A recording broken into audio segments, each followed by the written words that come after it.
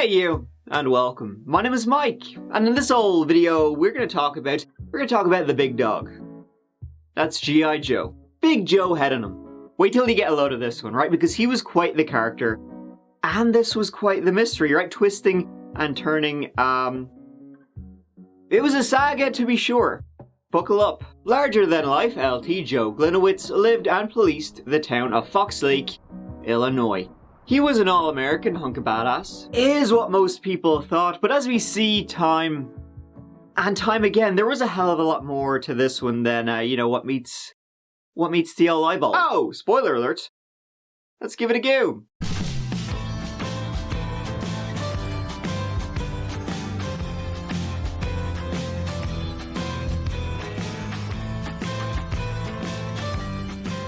So, before we get to know the people, we gotta get to know the place. And that place is Fox Lake.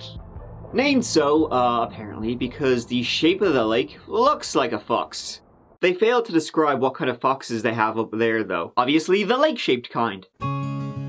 It's home to about 11,000 people, and it's approximately an hour from the heart of Chicago. It's all about lakes up there, though. You know, are you an aquatic fanatic? Then get your booty to Fox Lake, the heart of the chain of lakes. I'm told there's a lot of bars, a lot of nature, and a lot of vacation homes empty most of the year. Move slowly up into Fox Lake, get your feet wet, is I'm sure what the ads would say. You get the picture. So this is really super interesting and all, and I could go on about Fox Lake for the next 20 minutes, but I won't, because I have a story to tell. A story that began on the 1st of September 2015. That morning, summer was on the out, much like the tourists, and autumn was on the way in. But that day it was still very hot. It would reach, by 2 p.m, 31 degrees, 88 Fahrenheit. That morning, Lieutenant Joe Gliniewicz was on his way into the Fox Lake Police Department for just another day on the rig.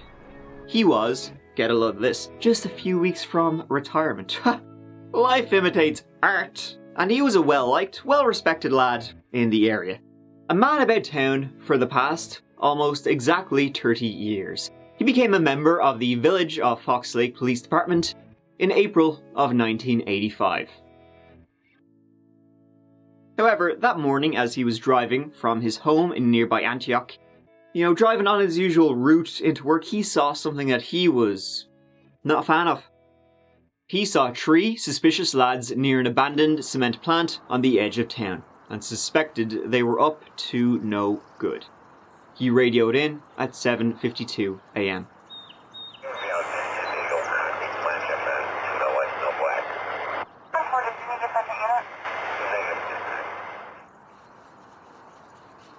A few minutes later he called in again, saying he was after them, and he called for backup.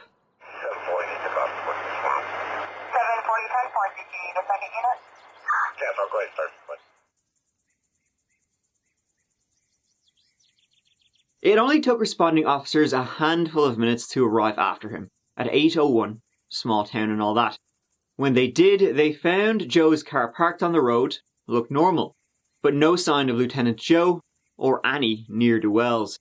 They spread out and saw neither hide nor hair of anyone. The place was quiet as summer ends, until they heard a single gunshot.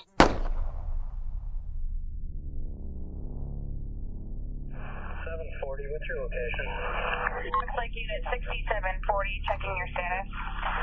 792 on location. Try him on his cell phone, please. Fox Lake units on honing, checking status on 6740.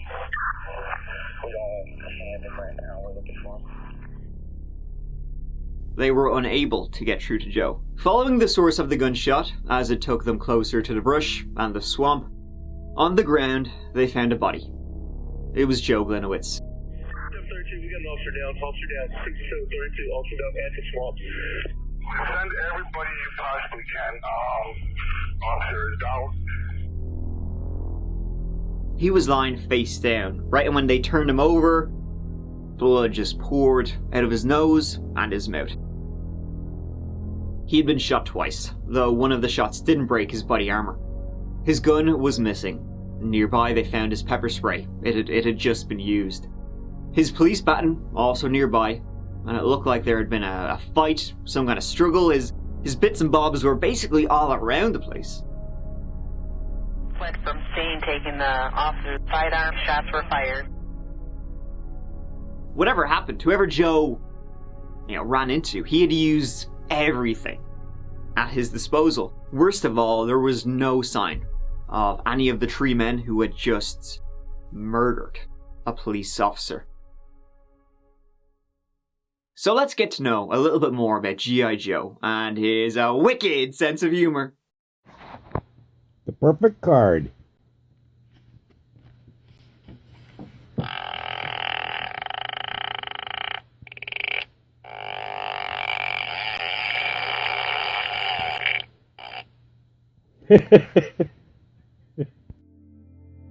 The original G.I. Joe, his Facebook username, actual name Charles Joseph, was born in 1963 in Libertyville, a native Illinois boy, I don't know. He went on to high school in and would later reside in Antioch, another small town just up the road from Fox Lake.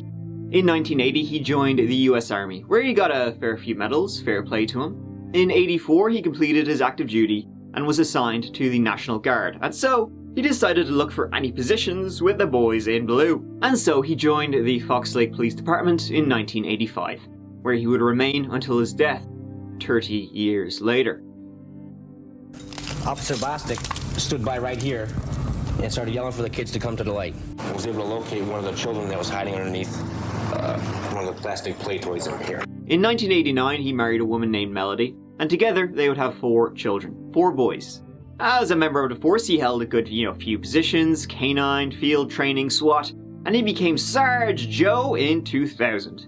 He got a few decorations during his tenure. In 2005, he was awarded Illinois State Law Enforcement Volunteer of the Year. Look at you! And he had countless recommendations about how helpful he was. But it was really in 1986, after being in the department for about a year, that's when he basically became head of the Fox Lake Police Explorer position. And that's how he became well known, respected and loved in Fox Lake. The Police Explorer program is kind of what it sounds like. Kids, teens, interested in a career in law enforcement can join up and get a taste of what it's like. Guys in the back, get back here towards the back real quick. Kyle, come on in. Excellent job on your cover. All the rumors are going Can't to have the weapons like that. Give me a handgun. I was just showing Hess this. Okay. Take your weapon. Let the rumors fly. Your body's the platform. Security, move! Please! What are you yelling, sweetheart? It's like doing work experience for cops. You get to do some training, some ride-alongs. They teach you how to do admin stuff, administer alcohol tests, report writing, basic training in SWAT and weapons, that sort of stuff. He was a real G.I. Joe. Sure, look at a buzz cut to his fit, and he smoked like a chimney. It really helped tie Joe to the community and to the youth. So when Joe was murdered, you can really see how this would be a loss felt across the lake, and so the resulting manhunt would be massive. It is a massive manhunt for 3 suspects in the murder of a suburban police officer. It is now in its 14th hour. From the air and on the ground, a massive, intensive manhunt for the killers of a veteran police officer. Behind me, this strip mall parking lot has been transformed into a command center with a singular goal tonight: to catch 3 alleged cop killers. Locking doors. Not only did Fox Lake lose a family member, I lost a very dear friend. For hours, police have been following every lead. Calls from the public pouring in, reporting anything out of the ordinary. He did everything by the book, and I don't know how anyone could have done this to him. He was well known and well liked in this community where he served as a police officer for more than 3 decades. He was an absolute great man, and this is just devastating to all of us. Roads closed, the community on high alert, the law poured in. Lock and load, cop killers on the loose. You'd swear it was Clarence Boddicker by their reaction. Cops don't like me, so I don't like cops. The immediate searches were fruitless. And how 3 men escaped, though, it was genuinely extremely worrying, slipping through the extensive nets set up in small Fox Lake. Joe became a hero throughout the town. There were signs of Blue Lives Matter flags, all that. Joe was my best friend, my world, my hero, the love of my life for the last 26 and a half years. He was probably murdered as part of, the war on cops. That's what some people were thinking. There were vigils. His funeral, there were hundreds. But no suspects. Yet. Fox Lake, in the meantime, was under lockdown. Leads, they had him. Fake suspects, they had him too. One woman told how 3 men emerged from a field and tried to steal her car. The likely suspects, she said. She was later found to be lying about that. Several hours were wasted here today. And if you have 3 suspects, they're going to talk to people they know, hopefully, right? They always talk. Eventually, though, they did find something. They discovered Joe's gun. It was actually found right by his body. No DNA or fingerprints are found on it, though. Well, none, not Joe's. That was weird, though, right? His gun was found right beside him. Found there, like. I mean, the community breathed a sigh of relief. Like, whew! You know that there wasn't a killer with a cop's gun on the loose. But it was a bit like, huh? The search continued for these three men. $50,000 were offered, as a reward for the capture and conviction of them. Joe was a hero, not just in Fox Lake, but across the country. Honored. One of the good guys murdered by one of the bad guys. Was he, though? When Joe was killed, his entire record was released. Some of it good, a lot of it not so much, to the point where some people said if they knew this about Joe, there was no way in shit they would have sent their kids to the Fox Lake Police Explorer program. No way in hell they'd want their kids around this guy. From 1985 to well into the 2000s, he got letters of appreciation, again and again and again. Sometimes from the public, about just being a sound lad. And other times from other police departments, about he helped them in various different ways. If you go through his personnel file, the first half of the over 130 pages is basically, thank you for your assistance, Joe Gliniewicz. And that was the side of Joe the public knew. And it was the side of Joe, the police were pushing after he was killed. Inside the police department, though, there was story was just it started not long after he joined. Small potatoes.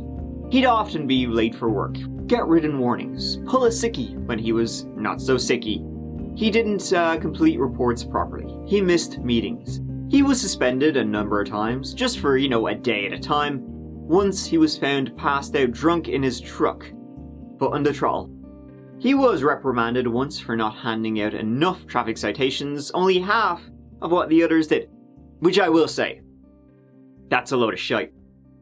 In 2002, in light of recent course of events, whatever that means, but I think I can guess, I'll get to it, he was busted down to sergeant. See, he had threatened to shoot a dispatcher and dump her in the lake.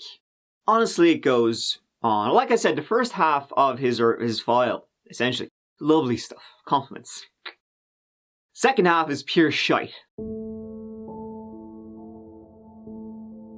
In 2009, it culminated with anonymous members of the Fox Lake Police Department writing a letter to the mayor listing everything Joe had been doing, including having inappropriate sexual relationships with subordinates, sexual harassment, pressuring subordinates into sucking his pecker, cheating on his wife, getting kicked out of bars, grabbing women's breasts at parties. The people who wanted to expose that, they were the real good cops. So quite the history. Half of it pretty decent.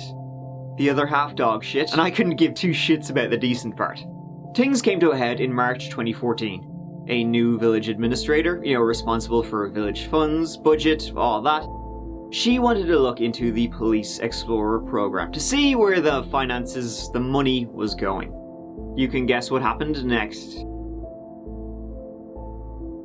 Joe was using the Explorer's post as his own personal piggy bank. His mortgage, his vacations, his children's college funds. Hey, you need money to fix your car? Here you go. He was flashing the cash. He wasn't diverting the money into his own bank account, but he was spending it like it was. So when the admin, they wanted to see bank statements, they wanted to see receipts. Joe freaked out.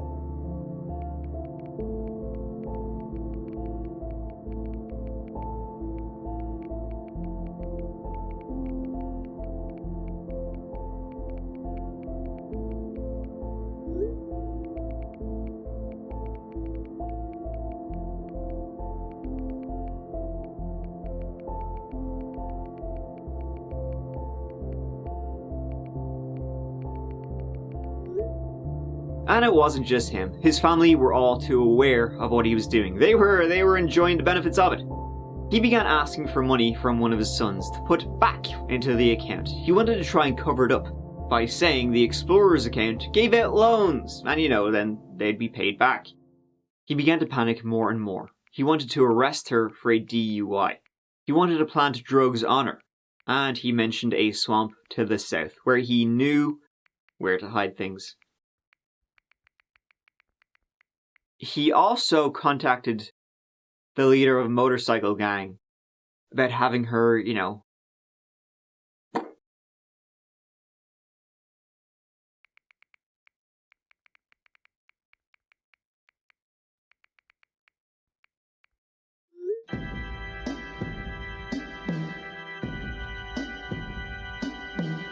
So maybe he tried to borrow money to cover this up from the wrong people.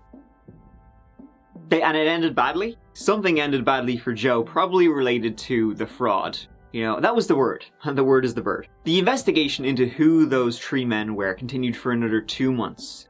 Until early November 2015. And that was when the police, they were ready to announce their findings.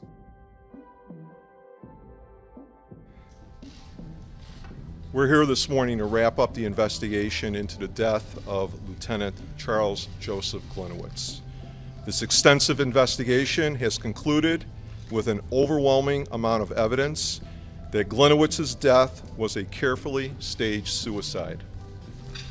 We have determined this staged suicide was the end result of extensive criminal acts that Gliniewicz had been committing.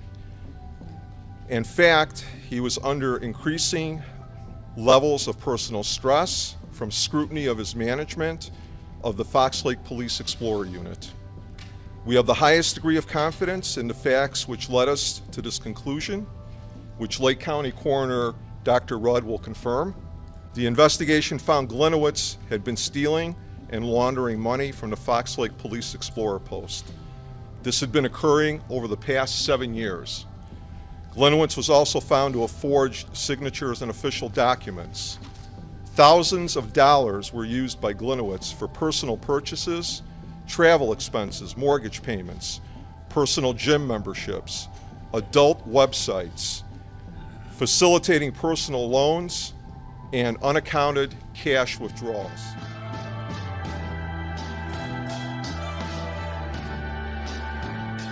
He had shot himself to try and cover up the crimes, or he saw no way out. Joe staged his death to look like there had been a struggle, a fight. He ditched his stuff around the bush, shot himself though the armor dampened it, called for backup, and when they arrived he shot himself again. But he wanted his death to look like this. Why, you gotta be some kind of great cop. Come in here all by yourself. You probably don't think I'm a very nice guy. Do you? Buddy, I think you're slime. There were no signs of a struggle actually on Joe, although he kind of threw his shit around. His clothing, for example, was just fine. There was no defensive wounds on him. In fact, he was in great condition, other than being dead. Now, there are still those out there, though, who don't believe that he killed himself. There's some kind of conspiracy. Ooh, fucking reptoids did it or something. He was gonna, expose chemtrails, the hero, and then Majestic 12, who live under the ice, they came out and hacked his bank account, and then they killed him, Ooh. Wholeheartedly believe he was murdered. And to say otherwise? Disrespectful, hurtful, irresponsible. I don't believe that it was suicide. I believe it was a hoax perpetrated on the community. I think there is something very deep and very corrupt going on here. In fact, emergency responders, when they arrived on the scene and found what they found, they immediately recognized it as a probable suicide. The police knew right away They were hunting the Invisible Man. So why the extensive search? Money! Everyone there was paid, overtime a lot of them. Plus they wanted their hero cop. Well, okay, maybe I'm a bit harsh there. They did have to, cross their T's and dot the I's, and who knows, maybe they genuinely did believe a killer could have been out there and killed Joe.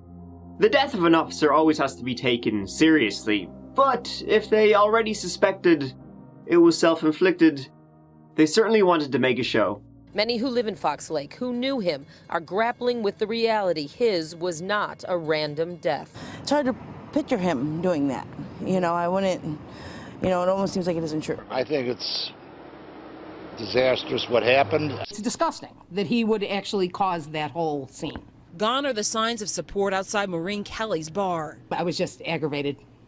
Every ribbon I saw, I'm like, take those ribbons down. The feeling is anger and betrayal. These officers feel betrayed. It's clear that Joe Gliniewicz did not represent all the Fox Lake officers. He didn't represent the Fox Lake community.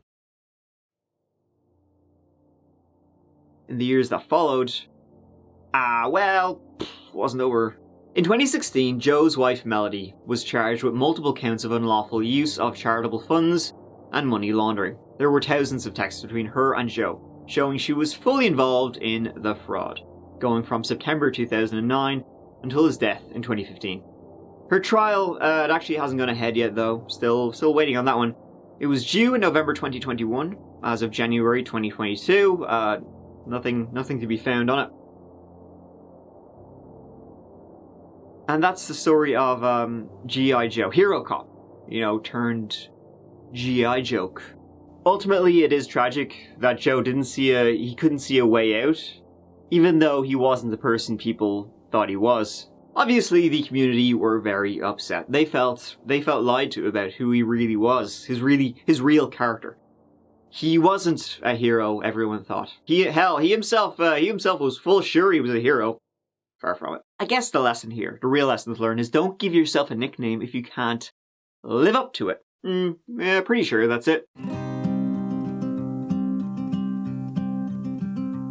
Thank you so much for watching. Really appreciate it, you being here till the end of this video, because I guess you can hear me talking right now. Come on. I'll see you as always real soon in the next video. Thanks again, and please take care of yourselves, because, oh yeah, my cat.